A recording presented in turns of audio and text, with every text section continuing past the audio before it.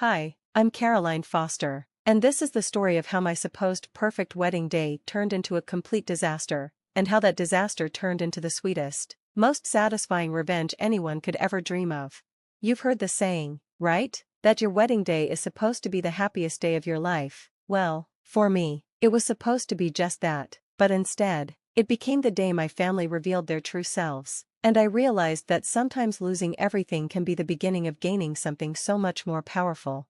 Let me rewind and start from the beginning. In my family, there were always two clear paths: my sister Isabella's way, the golden way, and then there was my way. Isabella was the epitome of success, the Harvard graduate who quickly climbed the corporate ladder and became the youngest director at Crowley Global Finance by the age of 28. And me? Well, I was the disappointment. According to them, I was always just figuring things out. While Isabella thrived in the corporate world, I spent 5 years in secret, building my own startup from scratch. By day, I juggled various odd jobs: coffee shop barista, freelance writer, part-time receptionist, all to pay the bills while I coded at night, pouring my heart into my business. My family saw the struggle, but never understood the vision. Every dinner was another round of uncomfortable concern.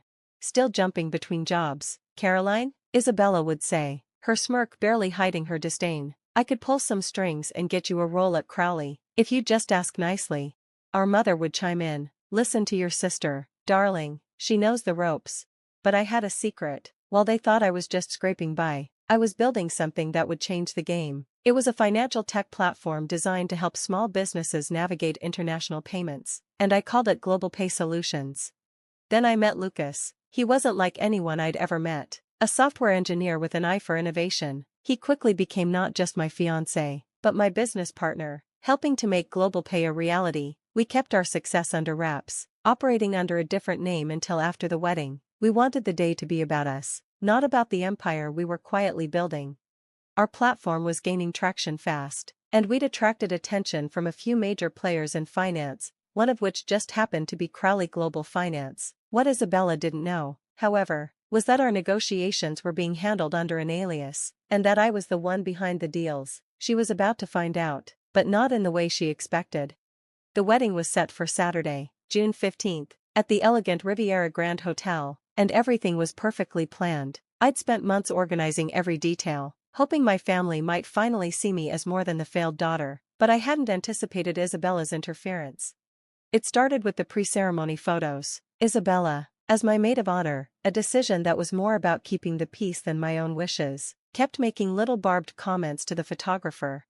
Make sure to capture her best angle, though I'm not sure if she has one, she'd quip. Maybe we should brighten the colors, something to make it look more high-end. I forced a smile and moved on, trying to focus on the joy of the moment, but it only escalated during the ceremony. As I stood at the altar, ready to begin my vows, Isabella suddenly stepped forward, champagne flute in hand. The look in her eyes wasn't just cold, it was vindictive. I'm sorry, she announced loudly, causing the room to fall silent, but I can't sit idly by and watch my little sister make this mistake. The guests froze, and even the officiant hesitated. I could feel my heart pounding in my chest. You see, Isabella continued, turning to the crowd with a smile too sweet to be genuine, Caroline has always been the family disappointment. She can't hold down a job, lives in a cramped apartment, and now she's rushing into marriage with someone equally clueless. My stomach sank as she tore me apart with her words. Who would marry someone so lost? Isabella's laughter rang out, cruel and loud, filling the room. Lucas, do you really want to tie yourself to someone who can't even pay her own bills? I looked to my parents for support. My mom barely hid a nod of agreement, and my dad, well, he didn't even look up. It was the same expression of disappointment I'd seen for years. Isabella wasn't done. What kind of future can you offer him, Caroline? You're in debt, living paycheck to paycheck. Do you honestly think someone like him would want to build a life with you? The room buzzed with murmurs, and I could feel every pair of eyes on me. Lucas's family shifted uncomfortably, and I saw the first glimmers of doubt in their eyes. That's when Lucas stepped forward, ready to defend me, but I stopped him. This wasn't his fight, it was mine. You're right, Isabella, I said, my voice surprisingly steady. This wedding is a mistake. Gasps echoed through the hall. Isabella's smile grew wider, triumphant, but I wasn't finished. But not for the reasons you think, I continued, my voice cutting through the tension. I turned to the guests and, with all eyes on me, took off my veil and spoke into the microphone. I'm sorry, but there won't be a wedding today, not because I'm a failure, but because I won't share this day with people who have never believed in me. Thank you for coming, but please, enjoy the reception without us. I took Lucas's hand firmly and walked out, leaving behind the stunned silence and Isabella's furious muttering. As we sped away from the Riviera Grande, Lucas squeezed my hand and smiled. You know what this means, right? I nodded, already pulling out my phone. Time to fast-track everything. Make the call. Caroline? Isabella blinked in disbelief. What are you doing here? Security, I smiled, pulling out my ID badge. Didn't you get the memo, sis? I'm exactly where I'm supposed to be. Her face twisted in anger. If this is about Saturday, you're making a huge mistake. You can't just walk in here. I cut her off, walking past her toward the CEO's office, her office. Until an hour ago, actually, I said, pushing open the door. I can. Inside, I saw the freshly mounted nameplate, Caroline Foster, Chief Executive Officer, Global Pay Solutions, Crowley International. The silence was suffocating. Isabella's coffee cup slipped from her trembling hand, shattering on the polished floor. Her underlings scrambled like startled birds, avoiding my gaze. This can't be real, Isabella stammered. You work at a coffee shop. I eased into the plush CEO chair, savoring the moment. Past tense, but I'll admit, making lattes was a lot less stressful than building a billion-dollar fintech empire. Speaking of which, I pressed the intercom. Send in the transition team, please.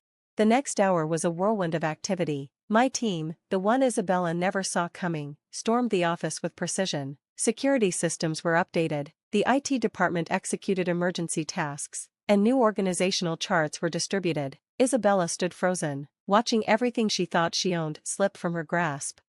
Then came the moment I'd been anticipating. My parents stormed into the office, Dad's face crimson with fury, Mom barely holding it together. What is the meaning of this? Dad bellowed. Isabella called us.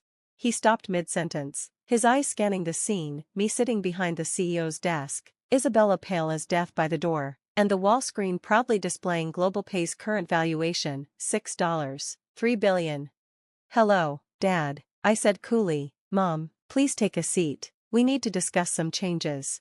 Changes? Mom's voice trembled. What changes? I pulled out a folder with deliberate slowness. For starters, Isabella's position here at Crowley, considering the clear conflict of interest and her recent behavior, the board has decided she should step down. You can't do this, Isabella whispered hoarsely. This company is everything to me. Like my wedding was supposed to be everything to me? I shot back. But don't worry, sis. Unlike you, I'm not heartless. You'll get a severance package, though it might not cover your lifestyle. Dad finally found his voice. Now listen here, Caroline. No, Dad, you listen. I stood up, my voice sharp but controlled. 4 years, you treated me like a failure, a disappointment, while I was quietly building something revolutionary. You were too busy worshipping Isabella to even care about what I was doing. I turned toward the window, gazing at the sprawling city below. Did you know that Global Pay processes over $60 billion in annual transactions? That we've completely transformed cross-border payments for small businesses? No, because you never asked. You were too busy dismissing my dead-end jobs. Turning back, I caught the flicker of something in my father's eyes, a mixture of surprise and begrudging respect. But it was too little, too late. Security will escort you out, Isabella. HR has your severance package. I pressed the intercom again. And Mom, Dad, the family dinner this Sunday? It's cancelled, permanently. As they were escorted out, Isabella turned and sneered. This isn't over, Caroline.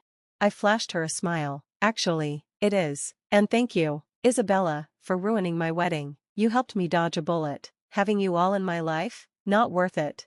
As they were led away, Michael appeared in the doorway, grinning from ear to ear. How'd it feel? I laughed. A deep, genuine laugh for the first time since the wedding. Like winning the lottery, only better because we earned every cent. Isabella's face when she saw that nameplate. He chuckled.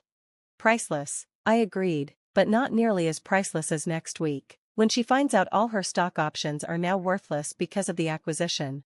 The rest of the day was a blur of meetings, presentations, and congratulatory messages from board members who had never met the mysterious founder of Global Pay until today. By evening, financial news outlets had caught wind of the story, tech genius acquires Crawley International in shocking takeover. Later that night, as Michael and I celebrated in our penthouse, the one Isabella never even knew existed, I received a text from Mom, "We're sorry, we didn't know." I didn't respond. Some bridges, once burned, should stay that way.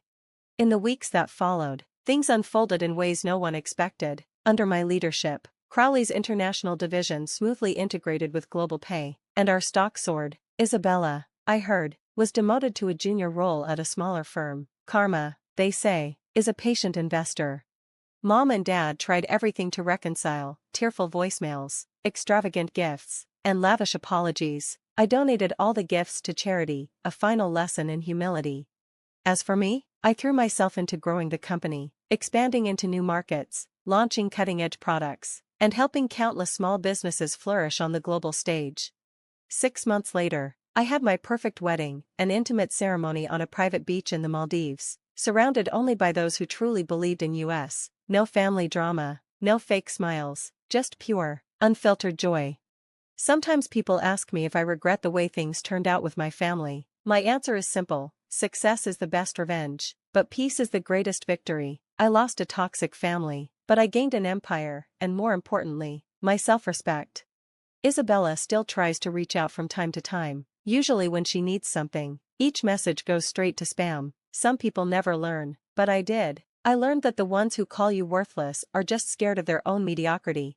These days, when I look out over the city from my office window, I don't feel anger, I feel gratitude, grateful that they underestimated me, grateful they pushed me away, because sometimes, being excluded from the table is exactly what you need to build your own empire. And as for that saying about success being the best revenge, let's just say it's even sweeter when served from the corner office, with your name on the door.